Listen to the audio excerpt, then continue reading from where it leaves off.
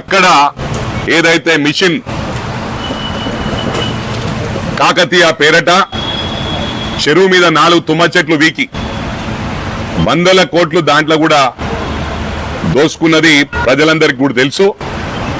మరి ఇదైతే కాళేశ్వరం ప్రాజెక్టులా 1,25,000 కోట్లు చేసి 30% కమిషన్ తీసుకున్నాడు.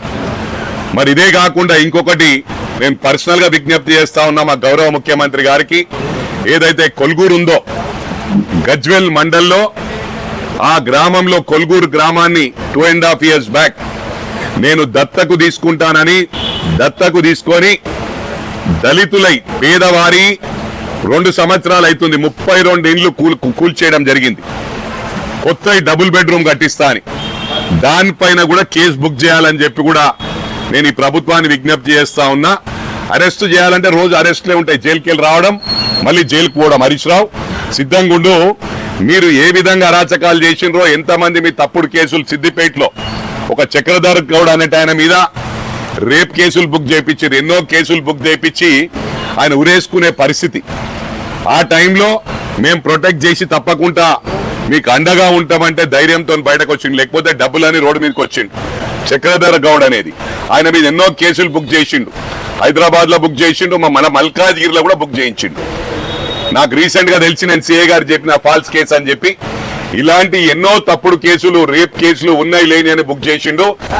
మీరు ఇన్ని అరాచకాలు చేసిన వాళ్ళు మీకు వాయిస్ లేదు, మాకు ఇచ్చిండ్రు, ప్రజలు మ్యాండేట్ ఇచ్చారు. ఇలా 4 months అవుతుంది. ఇది కొత్త సంసారం, కొత్త ఇల్లు కట్టుకుంటే కొత్తగా పెళ్లి చేసుకున్న వాళ్ళు చదువుకోవడానికి 6 నెలలు పడుతుంది. మేము 4 నెలల్లో 5 పథకాలు ఫుల్ఫిల్ చేసినాం. 5 years we can create miracles.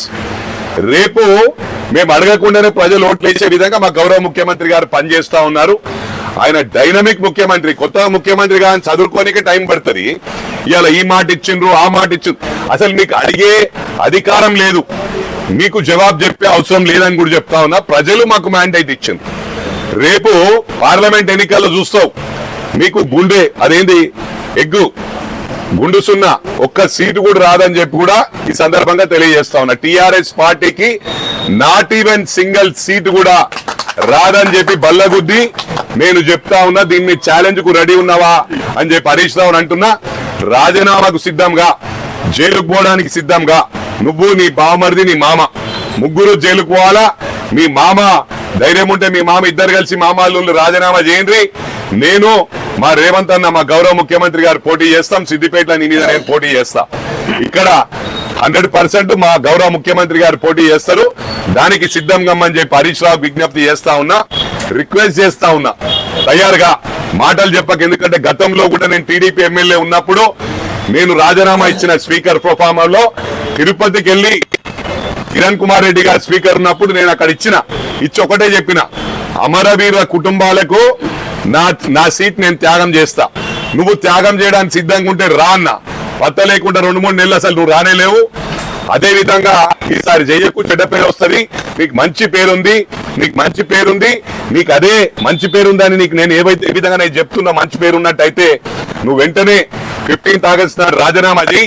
నీ మీద నేను పోటీ చేయడానికి సిద్ధంగా ఉన్నా. మొన్న దొంగోట్లు చేసి గెలిచిండ్రు. మైనంపల్లి హనుమంతరావు అనేటోడు తెలంగాణ ఉద్యమం టైంలో మెదక్కి 2 సార్లు గెలిచిన. ఇవాళ హ్యాట్రిక్ 3వసారి నా కొడుకు గెలిచిండు. నువ్వు అనుకోవచ్చు ఇక్కడ మల్కాజిగిరి ఓడిపోయిందని. నేను 3 సెంచరీలు కొట్టిన. ఒక దాంట్లో డక్అవుట్ అయినంత మాత్రాన ఫీల్ అవుతాను కాదు. గవస్కర్ కూడా డక్అవుట్ అయిండు, సచిన్ టెండూల్కర్ కూడా డక్అవుట్ అయిండు. నేను